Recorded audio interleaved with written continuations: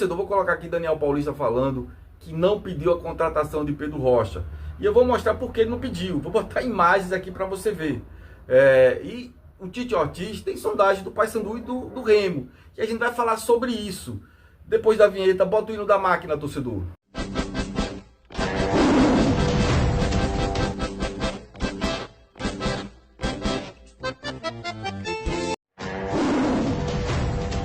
Você é esporte, então você veio para o lugar certo. Aqui é seu lugar, se inscreve, dá um like e aperta o sininho.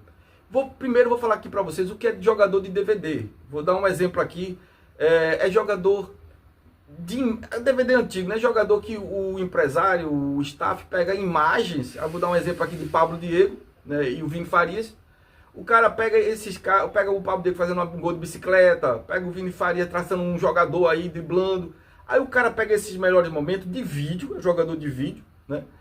E mostra para os clubes, faz uma síntese assim, mostra para os clubes, né?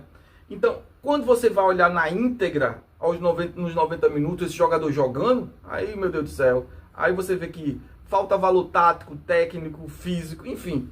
Então, o Pedro Rocha, vou mostrar aqui imagens, e você tira a sua própria conclusão das imagens dele jogando na Série B, se ele tem nível para com aquele. Eu quero que você tire a sua conclusão. E vou também colocar o Daniel Paulista falando que não pediu contratação, né?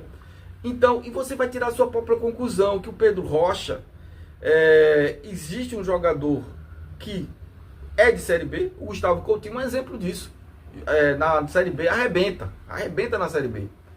Artilheiro, já foi artilheiro 2 vezes da Série B, mas quando vai para um outro patamar, que está muito longe, a Série A, para jogar contra o Flamengo, para jogar contra o Palmeiras, o Fluminense, o Internacional, aí o bicho pega.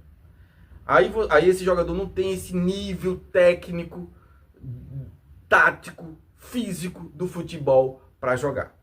Então a gente entende que até os scouts podem errar, né? Porque se o Sport foi atrás de Pedro Rocha, e eu acho um erro, foi porque os scouts antes, ou foi o Antônio Oliveira que estava aqui antes, né? Porque o Antônio Oliveira pediu um jogador de Série C, um zagueiro de Série C de Portugal. Pode ser que ele pediu, botou aqui o Pedro Rocha, ou então é a comissão aqui de análise de mercado, análise de desempenho, os scouts que erraram também, que erram, acertam e erram esses profissionais. E o Matheus Alexandre, como lateral direito, é um erro de avaliação de scout, né? De análise, de analistas.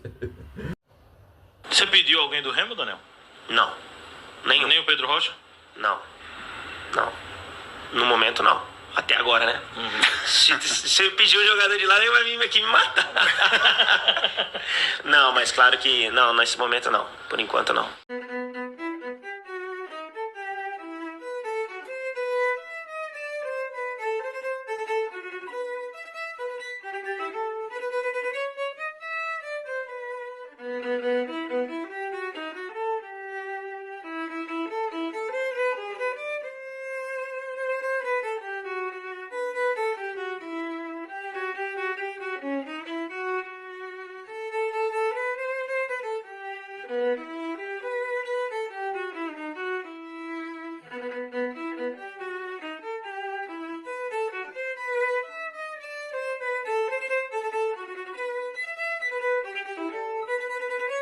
Então é isso que eu quero dizer.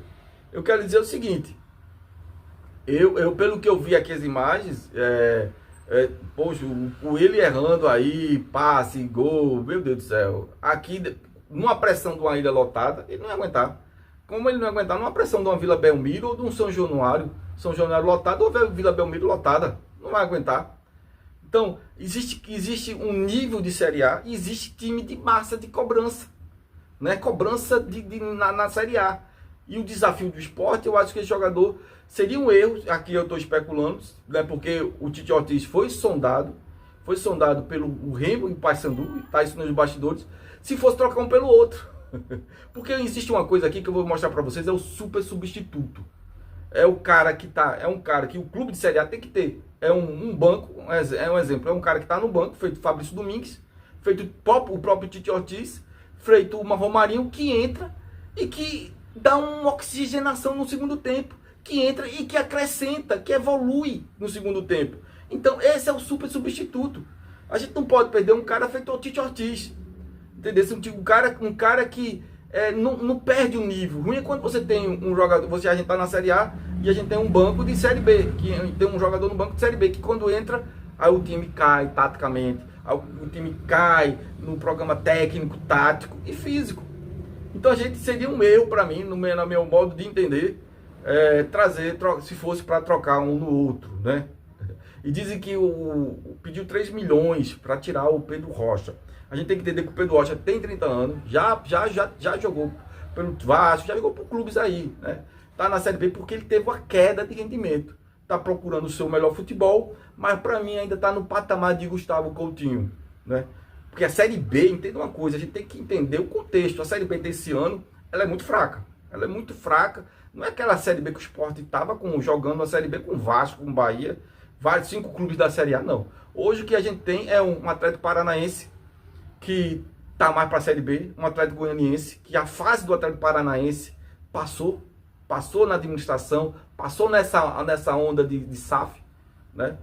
E o Atlético Goianiense também tá são perfis de Série B hoje, Goiás, Atlético Goianiense, Atlético Paranaense, tá no perfil do Paysandu, do Remo, do CRB, com todo respeito a esses clubes, né? Existe evolução e existe patamares que a gente entende que o clube está hoje, né?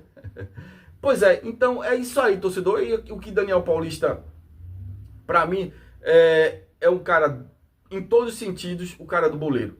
Tanto na coletiva, como nos treinos, o cara tranquilo, o cara que sabe falar a linguagem do futebol, a malícia, a expertise, a humildade, e sabe extrair aquilo naturalmente do futebol. Na coletiva, nos treinos, nas contratações que o clube mandar para ele. É um cara extremamente boleiro e tranquilo. É isso que o futebol brasileiro gosta. É isso aí. Valeu, torcedor do esporte.